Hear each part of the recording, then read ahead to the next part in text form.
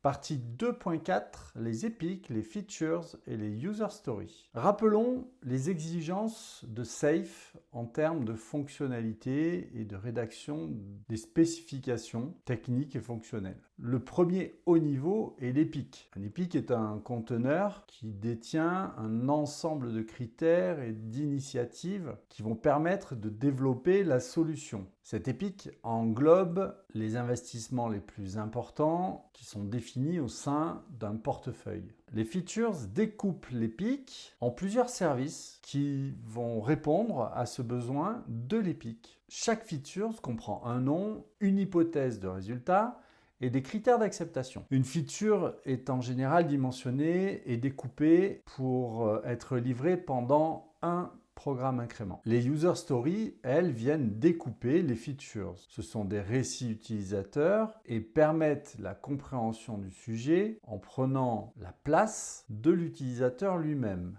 Voyons un petit peu plus en détail ce que sont les enablers. Ces enablers sont des soutiens techniques, voire fonctionnels, mais du côté de l'organisation elle-même. Ces enablers permettent de créer et d'améliorer la piste architecturale qui va permettre les développements des features de manière adaptée avec le bon niveau technique nécessaire pour faciliter le travail des équipes. Les enablers ont diverses formes et peuvent se retrouver à tout niveau. Reprenons schématiquement la place de l'epic qui est dans le backlog du portfolio. Ces epics sont découpés en plusieurs features qui, elles, sont dans le backlog du niveau programme. Et ces features sont découpées en user stories qui viennent dans le backlog des équipes. Et vous voyez que les enablers peuvent être découpés de différentes manières, à différents niveaux et de différentes tailles pour appuyer les pistes architecturales de l'ensemble des différents backlogs. Donc comme nous l'avons vu, il existe deux types d'epics, celles qui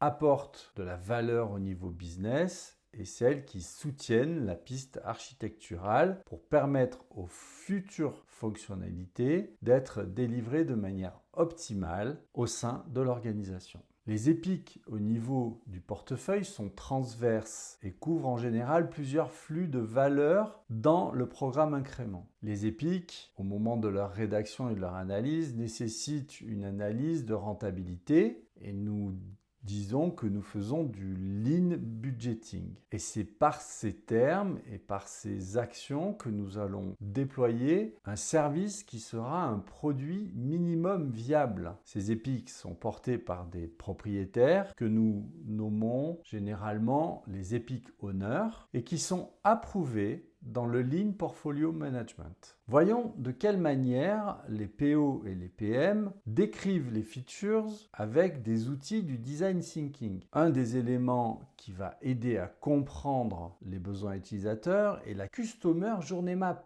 Il y en a plusieurs modèles, SAFe propose le sien. Je vous invite à creuser le sujet et à vous performer dans la création de ces Customer Journey Map. Au centre de ces Customer Journey Map, vous allez trouver le persona. Ce persona est le client utilisateur principal qui sera appréhendé et compris par toutes les parties prenantes. Ces outils vont permettre d'élaborer une vision globale du produit. L'ensemble des descriptions, des epics, des features et des user stories fait l'objet de raffinement tout au long des cycles. En général, une feature est décrite avec une phrase simple, facile à comprendre, mais elle va manquer de détails, donc il va falloir aller plus loin. Voici un exemple avec une feature qui ambitionne une mise à jour d'un logiciel de service lambda. Au moment du premier raffinage, la feature est agrémentée d'hypothèses de bénéfices et on considère que cette mise à jour va réduire les erreurs, va bien entendu mettre en place la procédure de mise à jour et intégrer de l'automatisation. Nous allons pouvoir aller plus loin dans la description de cette feature en créant des critères d'acceptation. Ici, vous allez dire quel est l'état final que vous souhaitez pour l'utilisateur. Ces features vont être déployées à l'aide de user stories.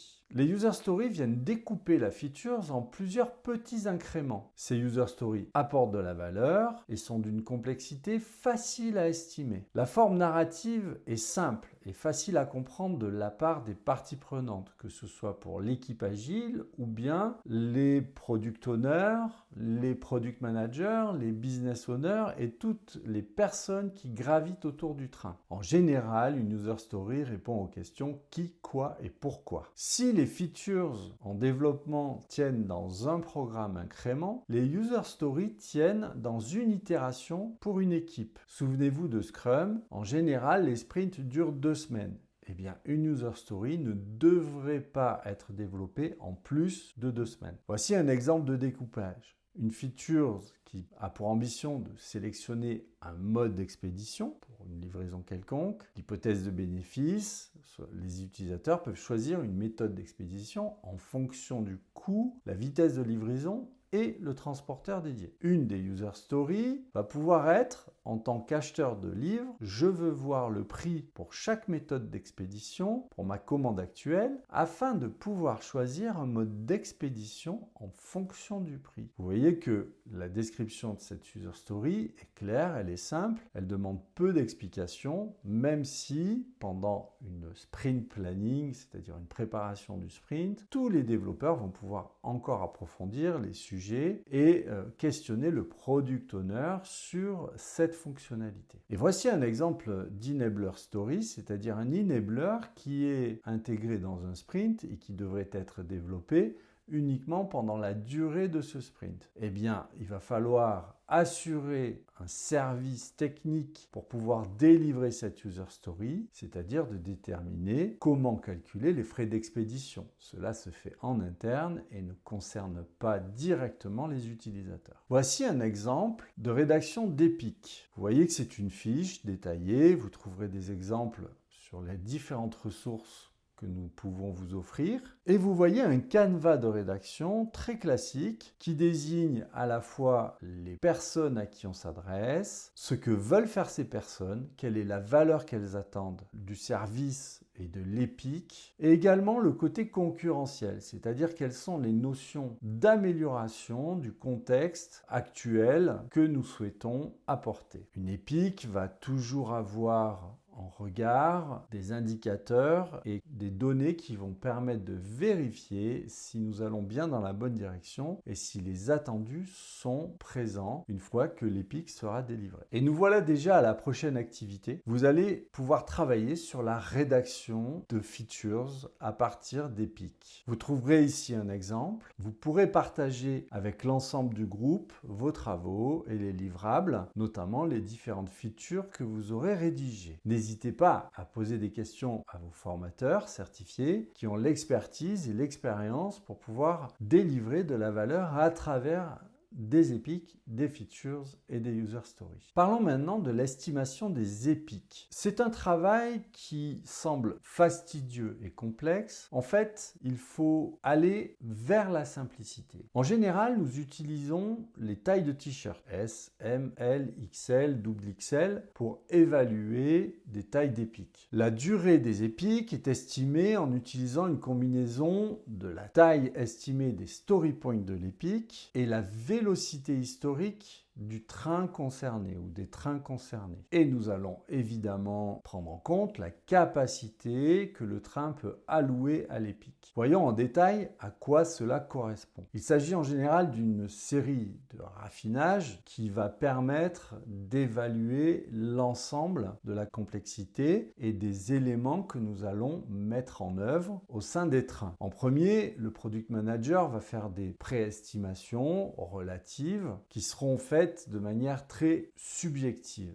Au cours du temps, on va raffiner ces estimations puisqu'on connaîtra de plus en plus la capacité des équipes et les points de livraison potentiels de chacun des éléments. Puis, avec la prise de connaissance et les livraisons réalisées, nous allons pouvoir commencer à avoir des estimations plus fines. Cela se fait évidemment avec la contribution de l'ensemble des équipes qui vont estimer d'elles-mêmes l'effort qu'elles vont pouvoir fournir et démontrer de quoi elles sont capables face à des épiques de tailles différentes. Cela va permettre d'analyser le coût par story point pour chaque train et également les dates de livraison potentielles de chacune des épiques. Voici donc un schéma qui résume la montée en puissance qui vient avec la maturité des équipes. Vous comprenez bien qu'un train qui démarre va avoir des difficultés à estimer ses capacités au tout début. Il faut l'accepter et évidemment partir sur du préconçu ou des estimations très subjectives qui vont au fil du temps s'améliorer. Les équipes agiles ou Scrum utilisent les story points pour estimer les user stories. Les product managers peuvent utiliser ces données historiques quand on connaît la manière dont fonctionnent les équipes et les trains pour pouvoir donner une évaluation première des features. Ensuite, ces features qui sont regroupées dans des épiques vont pouvoir faire remonter cette évaluation de manière beaucoup plus globale dans le portfolio backlog. Ce qui va permettre à l'ensemble des product managers et toutes les personnes qui planifient le travail d'allouer une capacité au train directement et donc d'estimer le temps que l'on pourrait mettre pour développer ce qui se trouve dans le portfolio des épiques selon différents scénarios. Cela va faciliter également l'estimation des coûts puisque du moment que nous connaissons la capacité des équipes et des trains, nous connaissons le coût chargé par équipe et par train. Il est donc assez facile de faire un rapport entre la vélocité et le coût par story point.